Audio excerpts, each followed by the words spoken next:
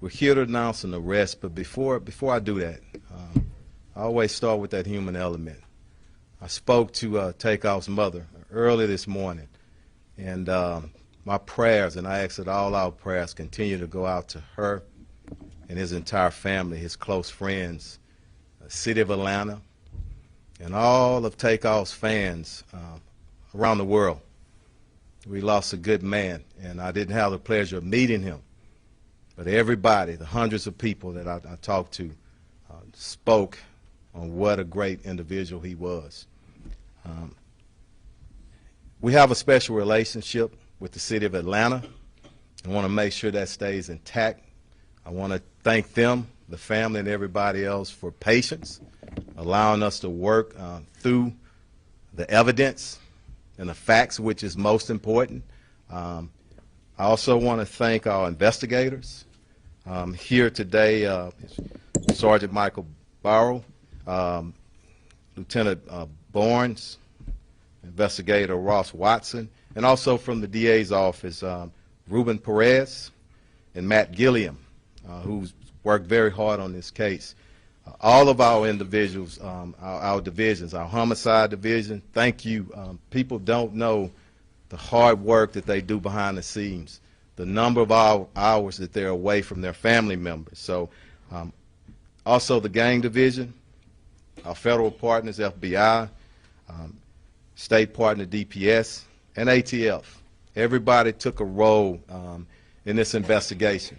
We stood here a little bit, I think a month ago, maybe a day or two, and made a promise that we would get the individuals or the individual that's responsible for the murder of Takeoff in custody.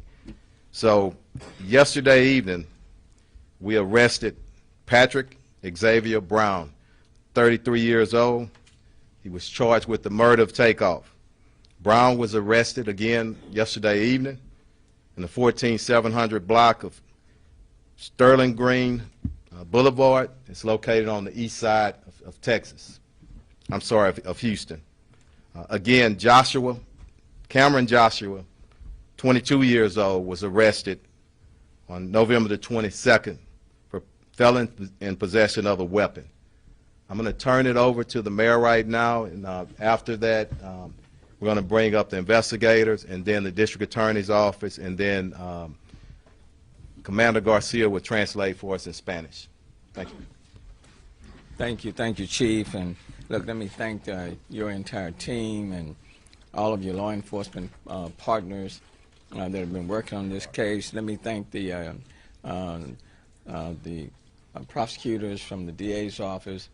I really appreciate their presence and their work, and I've certainly realized that the work even continues in this case. I do want to point out the fact that over the last month, I've had several conversations with the mayor of Atlanta, Mayor Andre Dickens, kind of keeping him advised of this investigation and what was taking place, and talked with him as late as yesterday evening to apprise him of what would be taking place today. Look, it was about a month ago when we stood here as a team to discuss the shooting death of Kirshnick Kyrie Ball. Public knew him as Takeoff. We all knew him as Takeoff, a talented entertainer and part of the Atlanta-based group, the Migos. I do also want to acknowledge Councilmember Edward Pollard, who is with us this afternoon. But more than an entertainer, he was a son, a brother, cousin, and a friend, and a mentor to those in the music industry. At that time, we also asked witnesses to help police identify Takeoff's killer and prevent more violence from happening in retaliation. I am glad that a suspect has been arrested and charged with Takeoff's death. It certainly, I think, will bring some comfort to the family, though it does not bring Takeoff back. This is a significant step towards seeking justice, and I hope it also brings additional comfort to all of those who love Takeoff. Over the past few weeks, Chief Flynn and I were asked often about the status of the investigation. The chief kept me informed about the information that had been received, the evidence that has been collected, including the video that was being reviewed. I want to express my regrets and disappointment that this was a case of another a young man taking the life of another young man for no reason. The gun violence everywhere, not just in the city of Houston, has to stop. People are dying for little or no reason, and people are reaching for a deadly firearm to settle sometimes minor disagreements. But pulling a firearm can have deadly consequences that you cannot undo. And so I'm glad that arrest has taken place, that we do have someone in custody. It is unfortunate. It really is unfortunate because it does not bring Takeoff back. But to Chief Fenner, to you, to your command staff, to the investigators, to the DA's office, to all the partners who helped, to those who provided tips, information, let me thank you, and then look forward to this investigation and prosecution continuing on this matter. Thank you, Chief. Let me step up and make a quick correction on the name. I had a misprint on my notes. It's Patrick Xavier Clark, 33 years old, on the rest of the suspect. Okay? Come on, Sarge. Good afternoon. I'm Sergeant Michael Burrow with the Homicide Division. The Chief was very gracious in recognizing a lot of the partners that we were involved with in this case. I did want to recognize a couple of other people that, or organizations that helped a lot with the investigation. The Houston Forensic Science Center, our lab rats, so to speak, the people that do our forensic analysis, they work behind the scenes a lot. They don't get a lot of recognition, and they helped us answer a lot of important questions in this case when others would not. That includes our firearms section, our latent print section, and our crime scene unit. Quick note, just I know there's going to be a lot of questions about the investigation. The investigation is still ongoing. We still have a lot of people that we're trying to locate and talk to, so we will be a little bit short on details here. We probably will not be able to answer all of your questions. But I can tell you, to confirm some of the speculations out there, the event was a private party. There was a lucrative dice game that went on at the event. There was an argument that happened afterwards outside the bowling alley, which led to the shooting. I can tell you that Takeoff was not involved in playing in the dice game. He was not involved in the argument that happened outside. He was not armed. He was an innocent bystander. Some important case factors. The Chief was mentioning some of the timing here. I mean, we've boiled it down to over 30 people that were standing outside. We have an exact number, but we're not going to put that out. When the shooting happened, literally every single one of those people left the scene without giving a statement to police. We found a few of them that night. We found others since then. But it's important that those people come forward. And we're still looking to talk to a lot of those people. And we will be looking to find you. It will be easier if you come find us. It will be easier for you. It will be easier for us as well.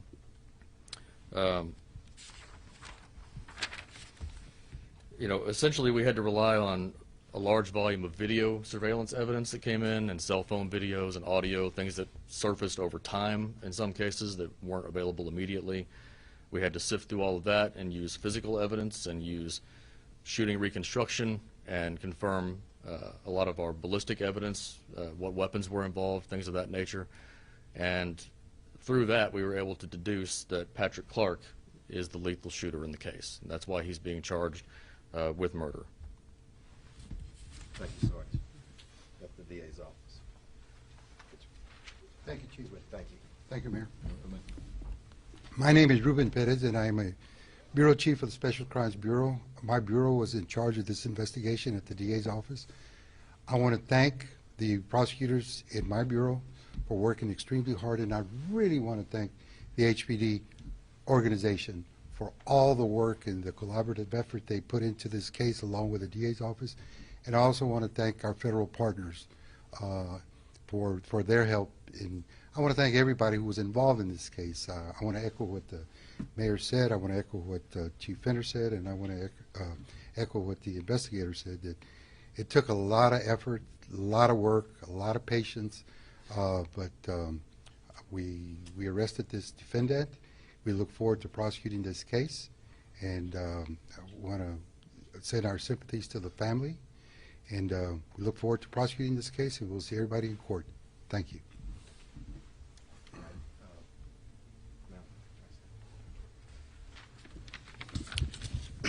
Muy buenas tardes. A nombre del jefe de la policía, Troy Finner, y del alcalde Turner, le queremos dar las gracias al público por su asistencia en esta investigación. Hace algunas horas el jefe de la policía le habló a la madre de nuestra víctima y le dio las noticias de que, en efecto, hemos arrestado a la persona responsable por este crimen.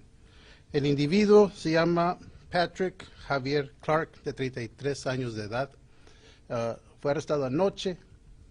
El 22 de noviembre también fue arrestado una persona de interés en este caso. No sabemos su papel exactamente. Se llama Cameron Josh, de 22 años de edad. La evidencia, gracias a la cooperación tanto del Departamento de Policía, incluyendo a la División de Homicidios, a la División de Pandillas, nuestros compañeros federales del FBI y de la ATF, nuestros compañeros de la Procuraduría del Condado de Harris y a muchas otras personas que participaron en esta investigación. Les damos las gracias por su cooperación. Esperamos que la ciudad de Atlanta y los compañeros fanáticos de este individuo tengan un poquito de alivio de que esta persona fue arrestada. En conclusión, le damos las gracias a todos los que nos dieron información y a todas las personas que participaron en esta investigación. Muchas gracias. We'll open up for questions. Chief, we know that Kevin Johnson, Joshua was already arrested. We see his picture attached to this one. How is he connected to this case? What's his status? He was there on the scene, and he was in possession of a weapon. He's a felon. Okay? So Did Mr. Clark lose the dice game, or was that like a motive of this? We're still investigating that, and we're not able to discuss it right now. Just the dice games. Could you Thank go you. into more specifics about how you actually connected Mr. Clark with either the gun or bullet or whatever? Yeah, not today. As the time comes, we will. All right. Was it Joshua's gun that was used in this crime? We're not going to discuss that right now. It's still active in investigation. We told you, and just not a whole lot of details. The main thing right now, he's in custody. He's arrested and he's charged for this murder. Still some work to be done on it, but we're not going to go in any farther than we've already went on the investigation. Chief, you guys have often talked about the fact that in this case too, there were so many people on scene. They don't come forward, they like leave, and you guys had to sort of work backwards. Were there any witnesses who were helpful, or did you basically have to construct all of this from the I can tell many you, sources of video, bits and pieces that are I can tell you it's upstanding investigative work on this. Not a lot of help for people coming up and stepping up, but I don't want to judge them, but they do need to come in because we know who was on the scene, and we will be contacting and reaching out and finding those individuals. This is a murder, and if you left because you were afraid or whatnot, I don't know the motivation, but you do have to come forward and give us some information. And that could come through grand jury subpoena as well. So, was Takeoff the intended target, or was he at the wrong place? we already, yeah, it's definitely wrong place at the wrong time. No evidence whatsoever to say anything different. Go ahead. I'll get you. Peacefully, can you tell us about apprehended him? I'm sorry. Did he come peacefully? Could you tell us about apprehended? Oh yes, the actual arrest of him, yeah, peacefully. And I'm not bragging, but I send this message to our criminals. We're gonna come and get you, and we come and get you professionally, but we come in force with everything that we have. And he gave up, and I want to say thanks for that. Okay, nobody's hurt, nobody's injured. Go ahead. Described him as Takeoff as a bystander. Can you say at all where he was situated in terms of where the gunman was? Was it No, turned, or we won't go into it, but he was actually on the scene, and we all know it. There is some video out there, but we're going to stay away from specifics right now. Go ahead. Was Clark invited to the party? Did he know Takeoff? We don't know. Yeah. Was Mr. Clark, has Patrick Clark admitted to the shooting? Not going to discuss that right now. Go ahead. was Mr. Clark involved in a shooting in 2018 at a club where someone was killed? That's part of the investigation. I mean, we'll get it out to you. Do these Go. two reside in Houston? Which two? Yeah. Well, one, but one of them has a residence outside of Houston. Go ahead. Do you expect more suspects out there, people you are? We don't know. We're not gonna outrule anything.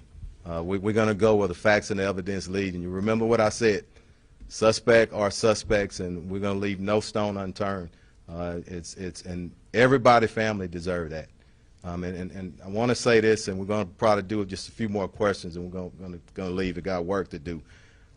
Any individual that's killed in our city, it's tough, and it's tough on the family and tough on their friends. Everybody deserves an investigation, but the investigator said it. We need people to step up too. Do your part as a citizen.